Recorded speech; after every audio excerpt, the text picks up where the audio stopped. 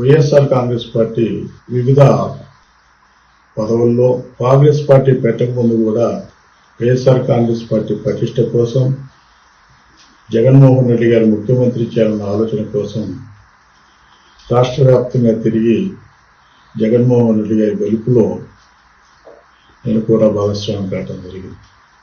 YSR Congress party యొక్క పరిస్థితి జగన్మోహన్ రెడ్డి గారి యొక్క ఒంటెద్ద పోకడ చాలా స్పష్టంగా కనపడుతుంది. ఈరోజు ఈ రాష్ట్ర పరిస్థితి చూద్దాం. ఒక రాజధాని లేనటువంటి రాష్ట్రంగా, అంతేకాకుండా ఈ రాష్ట్రంలో ఉన్నటువంటి అత్యధిక జనాభా ఉంటే బీసీ వర్గాలకు సంబంధించి ఒక తరం ఆలోచిస్తే ప్రతి ఒక్కరు కూడా ఈ దేశానికి స్వతంత్రం వచ్చి 75 సంవత్సరాలు అవుతున్నప్పుడు కూడా వారి యొక్క అభివృద్ధి, వారి యొక్క పురోభివృద్ధికి తోడ్పడాల్సినప్పుడు అవసరం ఉంది.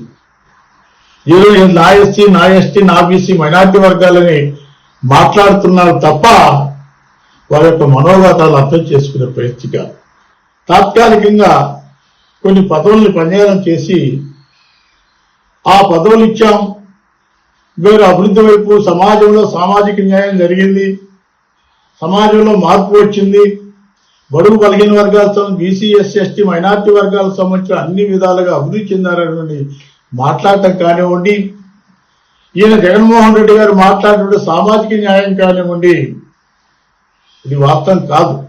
ఈరోజు జగన్మోహన్ రెడ్డి గారి యొక్క సామాజిక న్యాయం నేతి బీరకాయలో నెయ్యంత నిజమో జగన్మోహన్ రెడ్డి గారి యొక్క సామాజిక న్యాయం అంత నిజం. ఈ రాష్ట్ర బీసీ వర్గాలకు సంబంధించి ఈ రాష్ట్రంలో 139 బీసీ వర్గాలకు సంబంధించిన వాళ్ళకు కూడా మనం చేసి ఆ రోజు కష్టపడ్డాం. అధ్యయన ద్వారా జగన్మోహన్ రెడ్డి గారు నమ్మాం. ఈ రాష్ట్రంలో సరైనటువంటి ప్రాధాన్యత జరుగుతుంది, అన్ని విధాలుగా గౌరవిస్తారని పరిస్థితి అనుకున్నాం. కానీ ఈరోజు మనం చూసుకున్నట్లయితే పదవులకు సంబంధించినటువంటి పనియాదం చేశారు. కాస్త పుస్తకాన్ని పదవులు ఇచ్చారు కానివ్వండి, పవర్ లేనటువంటి పరిస్థితి. ఈరోజు రాష్ట్రంలో 36 సంబంధించినట్టు 56 సంబంధించిన కార్పొరేషన్లు ఏర్పాటు చేస్తే ఆ కార్పొరేషన్ సంబంధించిన చైర్మన్ని ఇంతవరకు కూడా ఈ ముఖ్యమంత్రి గారు మన ముఖ్యమంత్రి జగన్మోహన్ రెడ్డికి కలిసిన పరిస్థితి లేదు. ఏ ఒక్క కార్పొరేషన్ సంబంధించి కూడా నిధులు లేని పరిస్థితి.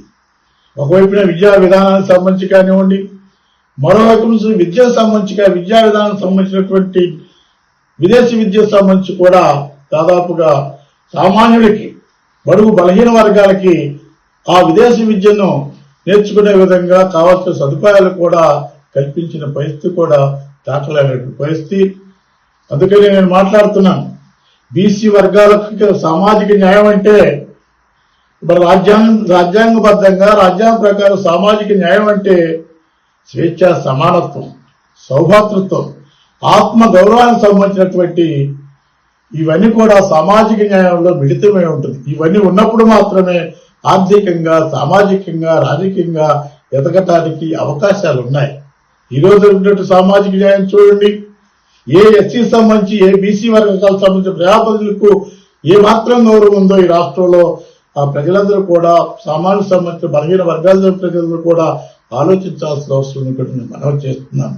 మనం చూస్తున్నాం, వైపు రాజధానికి సంబంధించి కానివ్వండి, ఇప్పటి వరకు రాజధాని లేనటువంటి ఆంధ్ర రాష్ట్రం, అదే అప్పుల ద్వారా ఈ రాష్ట్రంలో లక్షల కోట్లకు సంబంధించి అప్పులు చేసేసి అప్పుల ద్వారా ఇక రాష్ట్రాన్ని నడుపుతున్న పరిస్థితి. ఈ యొక్క జగన్మోహన్ రెడ్డి గారి యొక్క ప్రభుత్వం ఇది తప్పనిసరిగా కూడా బడుగు బలహీన వర్గాలకు ఏదో న్యాయం చేస్తున్న ఆశించాం కానివ్వండి, ఈ రోజు నా పరిస్థితులు కనపడిన పరిస్థితి లేదు.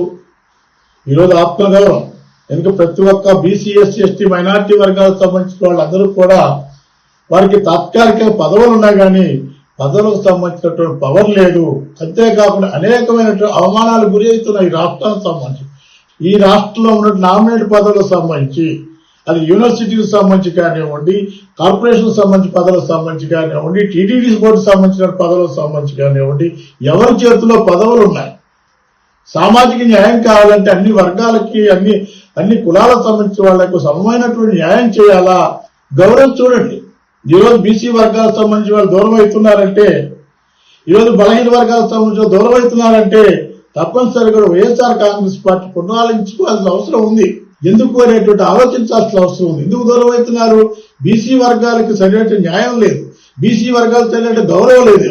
పదవులు ఇచ్చారు కానివ్వండి, ఎక్కడ ఏ జిల్లాకు సంబంధించినటువంటి కార్పొరేషన్ సంబంధించిన బీసీలకు సంబంధించి కానివ్వండి, ఎస్సీలకు సంబంధించి కానివ్వండి, నామినేట్ పదవులు ఉన్నటువంటి వాళ్ళకి ఎవరికైనా మీరు సరైన స్థానికంగా గౌరవిస్తున్నారా?